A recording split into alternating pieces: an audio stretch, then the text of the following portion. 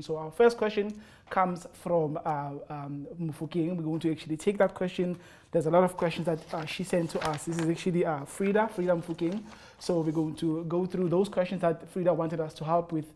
So we help you understand also at home, because the most important thing that you must know in mathematics is that the questions are not really going to come again, but the concept is going to keep following you. So you want to make sure you understand how do you approach these types of questions and how do you position yourself when you have this kind of questions that you need to work with. So this is actually a beautiful concept that I'm going to help you to understand how to unpack from grade 10's work through grade 11 all the way up to the way we ask them in grade 12. In grade 12 is not really anything special. It's just the application of what you have learned in grade 10 as well as grade 11. We call that 2D and 3D questions of trigonometry, three-dimensional problems that we're going to be focusing on. So before I even begin looking at the questions, it's very important for us to highlight a few things that I want you to keep in mind that will help you to understand what is going on here. First of all, I want to highlight that you guys are very familiar with the concept of Euclidean geometry, because it is very important for you to understand that mathematics is not an island of disjoint mathematical terms or disjoint technical facts. It's actually concepts that we teach to you that are interrelated somehow and that help each other to guide you in the concept of solving problems. Whenever you want to solve problems, you can be able to engage all the mathematical concepts at once. So in Euclidean geometry, for example, before we even start solving the questions that you guys send to us, you need to understand Euclidean geometry is a skill that helps you to relate angles. It's basically the mathematics that helps you to work with angles and the relationships that exists between angles in geometric shapes, right? That's what Euclidean geometry helps you to do. And then there's something else that is known as measurement. It's one of the topics that we have in mathematics. This is actually measurements, and I want to also add here analytical geometry, right? So these topics, of course, with more other concepts, these ones work with sides of geometric shapes, sides of geometric shapes, and maybe geometric shapes such as triangles and quadrilaterals and those kinds of things. So measurement and analytical geometry help you to relate those kinds of things. And then trigonometry comes nicely here between these two things. This is where trig comes in, because what trig does is it helps you to connect angles together with sides of geometric shapes to try and figure out more angles and figure out more sides that you might not know if you're dealing with geometric shapes. So we are going to see that coming alive in the questions that we're going to be working on, but you don't have to neglect your knowledge of Euclidean geometry, because Euclidean deals a lot with relationships between angles, and measurement and analytical geometry deal a lot with calculations of lengths, of sides, of geometric shapes, as well as space and area and volume and those kinds of things. Then trigonometry is the mathematical skill that helps you to connect angles and sides of geometric shapes.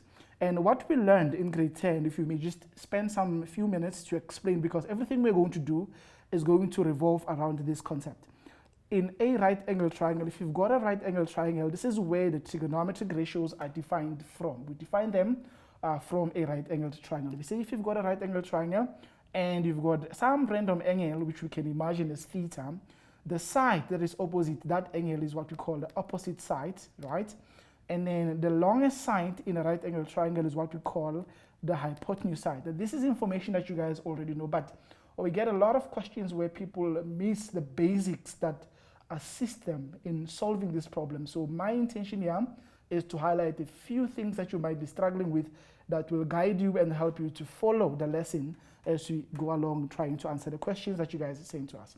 And the side, the other side that is below that angle that you see here is what we call the adjacent side. Sometimes we take for granted the fact that most of our math learners are not first language English speakers, so we actually say these things in passing, not spending some time to explain thoroughly what those things are. That thing that says adjacent there is just a word that says to you next to. It literally means next to. You will notice that the side I'm talking about is next to the angle of interest.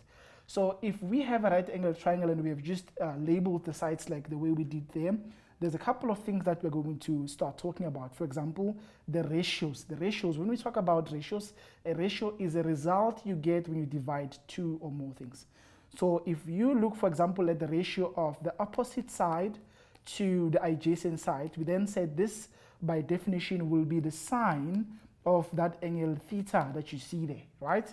And then the ratio of the adjacent side. Let's start first of all with the adjacent side. The ratio of the adjacent side to the hypotenuse side, right? Opposite over hypotenuse. I just made a mistake there with the first one. It's opposite over hypotenuse, not opposite over adjacent. If you divide the opposite side to the hypotenuse side, you're going to get sine. And if you divide the adjacent side over the hypotenuse, you're going to get something we call cos of theta. And if you divide the opposite side, finally, over the adjacent side, then you get something that we call the tangent of that angle, which is tan of theta. So these are the important basics that we spoke about when we were in grade 10, building this whole concept of trigonometry. And because we know that you guys forget a lot, we then came up with a smart way of helping you to remember this very important fact. And that's how the whole thing of so katoa comes in, which we get by just focusing on the first letters of each one of these things that you see here. For example, sine, the sine of the angle will always be the opposite side divided by the hypotenuse side, and the cosine of the angle will always be the adjacent side divided by the hypotenuse side, and lastly, the tangent of the angle will always be the opposite side divided by the adjacent side. And these are the principles that will govern everything we're going to do as we try to solve the questions that you guys want us to look at as far as 2D and 3D is concerned. Then somebody else is probably wondering, what if you are dealing with a triangle that happens not to be a right-angled triangle? What happens if you are dealing with a triangle that is not a right-angled triangle? So, well, we then use a right-angled triangle to derive a couple of extra formulae that can help you to solve either sides or angles if your triangle happens not to be a right angle triangle. And I have a random triangle that I just drew now, which I want to label triangle ABC. You will notice that it's not a right angle triangle because there is no right angle in that triangle. Now, according to what we discussed, this is actually from as far back as grade 11. We said the side, the length of the side that is opposite to that angle B there, the length that is opposite to that angle B there, we're just going to call it small b. And then the side that is opposite angle A there will be small a, and the side that is opposite angle C will just be small c. And then from here we went on to derive a couple of rules such as the sine rule, right, which helps you to relate those sides and those angles. And the sine rule says if you take the side opposite to angle A and you divide it by the sine of angle A, you'll get the same result as taking the side opposite to angle B and dividing it by the sine of angle B. And this is also the same as taking the side opposite to angle C and dividing it by the sine of angle C. This is what the sine rule says. And then the other rule that is important is what we call the cosine rule, right? The cosine rule is very special. It's also one of the rules that can help you when you're dealing with triangles that happen not to be right-angled triangles. So the cosine rule says if you are looking for the side, this one is very special because it uses all the sides of the triangle at the same time. It says a squared is as good as b squared plus c squared minus 2bc multiplied by the cosine of angle A. You will notice two things about the cosine rule. First of all, it talks about all the sides of the triangle at the same time. None of those sides will not be involved when you're working with that particular rule. The other thing that is special is that in this rule, you are actually calculating the side opposite an angle that is included by the two sides that you could be interested in. For example, if we are looking for the side which is the one that is happening to be opposite my angle A there, which is what I currently have at the moment, that side that is opposite to angle A, you will notice that this C and that B there happen to be the sides that include angle A at the middle. It's like it looks something like that. This is what we call an included angle, and this is actually the only time you will have to use the cosine rule is if you've got a side here and you have another side here and you've got what we call there an included angle. When you've got any included angle, and then you can actually use your cosine rule. Well, this actually can be expanded again to work out the value of, for example, say if you're looking for small b, for the side that happens to be opposite angle b. If you want to work out small b, then b squared will just be equal to, and think about it, let me just clear this part so that you guys will see what is happening. This will help us to understand the whole story of included angles. If I reproduce my triangle and I'm saying to you, I'm interested in working out the value of small b, which is obviously going to be the side opposite angle b, that is going to be included by this side here and also included by this side here. So this is my included angle, right? It only works like that. Of course, if I return my a and my c there, this will be small c and that one will be small a. You'll then work out your small b as b squared equals a squared plus c squared minus 2. These two sides will come back as AC and the cosine of angle B. The same can be done also for small c. We can, of course, work out the side that is opposite angle C by saying c squared is equal to a squared plus b squared minus 2 ab multiplied by the cosine of angle C. The most important thing that I want to draw your attention to here, except the fact that all the sides are working, is that the side that you're looking for, which is this one at this present moment, is always opposite the angle that you're going to have there. And you can see now I made another mistake by putting angle A instead of putting angle C. It has to be the angle that is opposite to the side that you're actually working with. This is actually going to be angle C. So I hope this actually makes sense and helps you to see what is going to happen. So we're going to be applying these ideas and these rules to solve the problems that you guys want us to look at. There is nothing beyond the sine rule, the cosine rule. Of course, there is also the area rule that helps you to work out the area. And the area rule also works the same as the cosine rule because it uses two sides and the included angle. What does the area rule say? It only says to you the area of the triangle, right? Which in this case, our triangle happens to be triangle ABC. It's half AB multiplied by the sine of angle C, right? So these ideas are not actually new ideas. It's the ideas we built when we were in grade 10 and when we were in grade 11.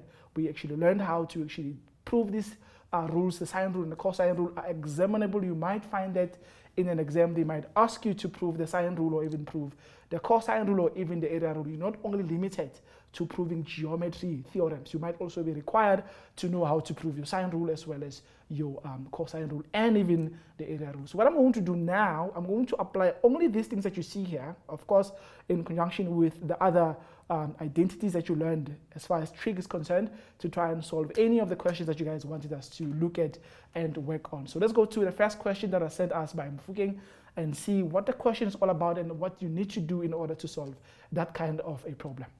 Right, so we'll take first of all one that is numerical because it's going to help us to see how do we use these ideas that we just discussed to solve these things. So the question reads as follows. It actually has a very nice story. It's a love letter, and we always encourage you, before you even go to the diagram, to read the love letter and understand fully all the important facts that are there that are going to guide you as far as solving the problem is concerned. So this question reads as follows. It says, Tande is standing at a pole P on the ground and observes two poles. So let me try and draw that for you as we are reading that. There's apparently a lovely little girl there called Tande who's standing somewhere there at some point, and at that point is known as point P, right? And it says here she's observing two poles. So one pole is a pole that is here, which I'm going to put here, and the other pole is a pole that happens to be somewhere here, right? So let's just try to draw it a little bit higher because we need to get something nice out of this, right? We're gonna have this actually happening. So this is another pole that she's observing right now from point P. Okay, and then these poles are poles AC. So the first one is labeled as AC. So this is A and this is C. And the other one is the pole BD, right? Those are the two poles that she's looking at. Now, the story is here in this case. I think I need to actually expand this a little bit so that it looks exactly like this diagram that is appearing in this question. It must be a little bit higher. Okay, it's now making sense. Okay, cool. So we then have to continue reading because it says here point P, C, and D are on the same horizontal plane. So let me complete this triangle so that you guys will see what is going on, and I'm going to use a different color to show you the planes that we're actually dealing with here. There's Very nice things that are happening in this diagram that you guys will need to use in order to work out the solutions of anything that the examiners could be interested in. Okay, cool. Right, and the extra information that is given in the sketch here happens to be the fact that the length from P to C here is actually 18 meters. The length from P to D is not given. The angle here is actually what we call 18 degrees, and this angle here is what we call 23 degrees according to this question. And there's another angle here which is different from the other two that I just indicated. This angle that you guys are looking at now, which is given to us as exactly 42 degrees. Right. Now, before I even continue trying to look at the questions that were sent to us here, it's very important for us to highlight that the angle that I am looking at here is what we call the angle of elevation, right? Angle of elevation. It's the angle you get when you are looking up from that plane. When you are looking up, this is what we call the angle of elevation when you are looking up.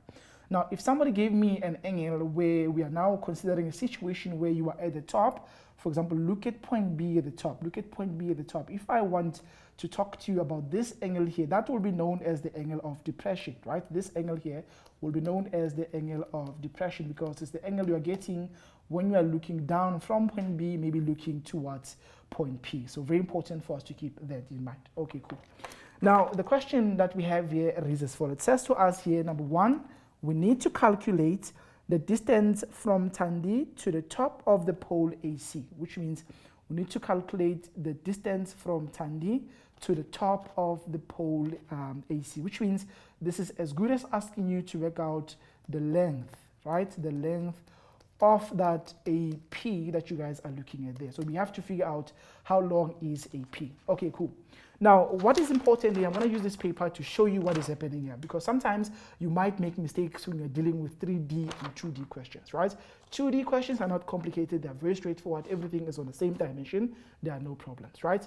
But in this case, when you're dealing with 3D questions, you're dealing with questions that are on different planes. For example, this is what we call the horizontal plane, and you might also have questions that have diagrams that contain objects that are lying on a vertical plane. So if I took this paper and I fold it to demonstrate to you the different things we're talking about is we are talking about something that is realistic, something that looks like this, where this happens to be the horizontal plane and this happens to be the vertical plane. So to not confuse the information that lies on the vertical plane with the information that lies on the horizontal plane. Yours is always to identify the information that lies on one plane and try to use the common sides to transfer info from that plane into the other plane. Right, very important. Now, let's go and see how this can actually help us in terms of solving this problem. So we are interested in finding how long is the length of AP. We want to find the length of AP. Now, remember the following. The horizontal plane will always be perpendicular to the vertical plane. So sometimes the examiners do not indicate that, but you guys need to know that the angle here has to be 90 degrees and the angle here also needs to be 90 degrees. So we've got 90 there at angle C and we also have 90 at angle D. Now, in order for me to work out that, I actually identify the fact that this is actually a right angle triangle, which you can isolate. If you find that your diagram has got too much information going on it, you just draw that diagram on its own and you've got 23 degrees here, and then you're looking for the length of this side. Now, one person might ask, since this is a right angle triangle, can we use SOHCAHTOA? Yes, we are going to use SOHCAHTOA to figure out how long is AP. Remember, we were also told that the length of CP is 18 meters. So I've got a minimum of 3 things. Every time when you have a minimum of 3 things, then you can do something on that particular triangle. We've got angle 90 degrees there, we've got 23 degrees there, and you also have 18 meters. So that means this triangle has enough information to help you figure out the side that you're actually interested in. So the question now is, which trig ratio of the SOHCAHTOA trial will I use to figure out AP?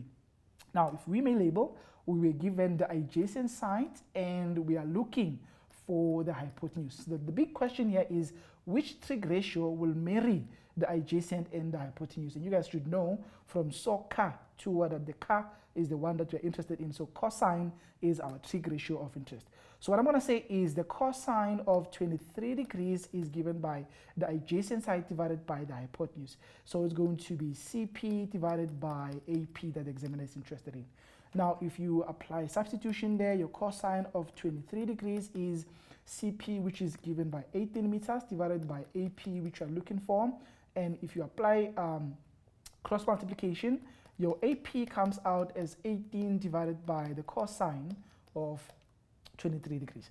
Now I'm going to call my calculator to help me figure out the value of this, right? So that we can be able to quickly finish off and get the answer to this problem. Let's get a calculator and then try to compute that. Remember, a calculator is an instrument and not a monument, so you guys should always learn how to use it and make sure that you always use it, right? So let's see what we can do here. According to this, we need to now press a fraction, and then you type 18, you divide that by the cosine of 23, and then when I close the bracket here and press the equality sign, I'm getting 19.55. So the answer is going to be 19.55 meters. I'm rounding it to 2 decimal places because if they don't tell you, you always need to know that it has to be to 2 decimal places all the time. Right, very powerful stuff. Now I'm going to go to the next question. Let's go to the next question. I'm not going to remove this. I'm going to store it somewhere because I might need this in future. So I'm going to store it in A. If you don't know how to store this, next time when we have more time, I'll show you guys how do you store answers of this kind in your calculator using those variables that you have there from A all the way up to M. Right. So let's go to the second part of the question. This second part says here we now need to find the distance.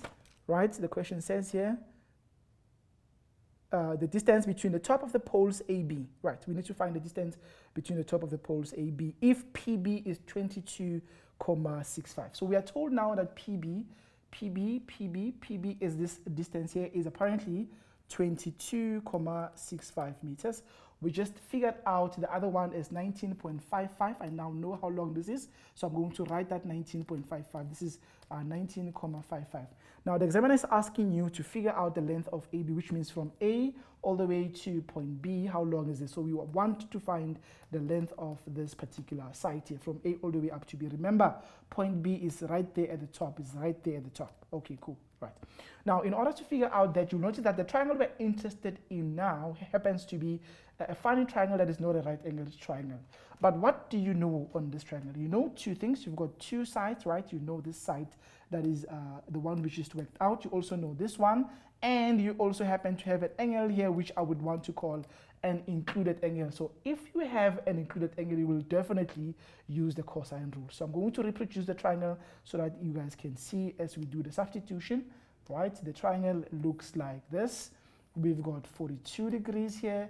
We have 19.55 here. We have 22.65 here. We are looking for the length of AB. That's what we're looking for. Right, now what I'm going to use is the cosine rule because I've got two sides and I happen to have the included angle. This side and this side include this angle that is given here between. So what am I going to say now? Because this is P in the middle, right? Because this is P in the middle, I can say P squared is, that's the small p is the side that is opposite to that angle P. It's actually A squared because A will be the side that is opposite angle A and B will be the side that is opposite angle B. So P squared is A squared, right, plus B squared minus 2AB multiplied by the cosine of angle P. This side here must be opposite to the angle that you're working with there, right? And then my small a there is actually 22, right? Let's go 22.65 squared plus my small b is 19.55 squared minus 2 times 22.65 times 19.55 multiplied by the cosine of 42 degrees, and then the rest is just calculator work. You go to your calculator and then you just push in everything that you see there, and then that should allow you to get the solution that you're looking for. So let's go 22.65 close bracket squared. We need to add that with 19.55 close bracket squared, and then minus 2 times 22.65 close bracket open bracket again for the second part, which is that one of 19.55 once more, 19.55 close bracket, and then that has to be multiplied by the cosine of 42 because our angle was 42. You close the bracket there, and then you press the equality sign, you get 237.08. So I'm getting 237.08. But remember, this is not p, it's p squared. Therefore, we need to still find the square root of this because we are looking for the actual length of that distance between AB. And I'm going to call it back now as AB because we are looking for AB. Then I can say, therefore, AB equals to the square root of that answer we found. So you go to your calculator, you press the square root of whatever the answer that you found, and then you get 15,397, which can be rounded off to 15,40. So the answer is 15,40 meters, and that will be the solution to this question.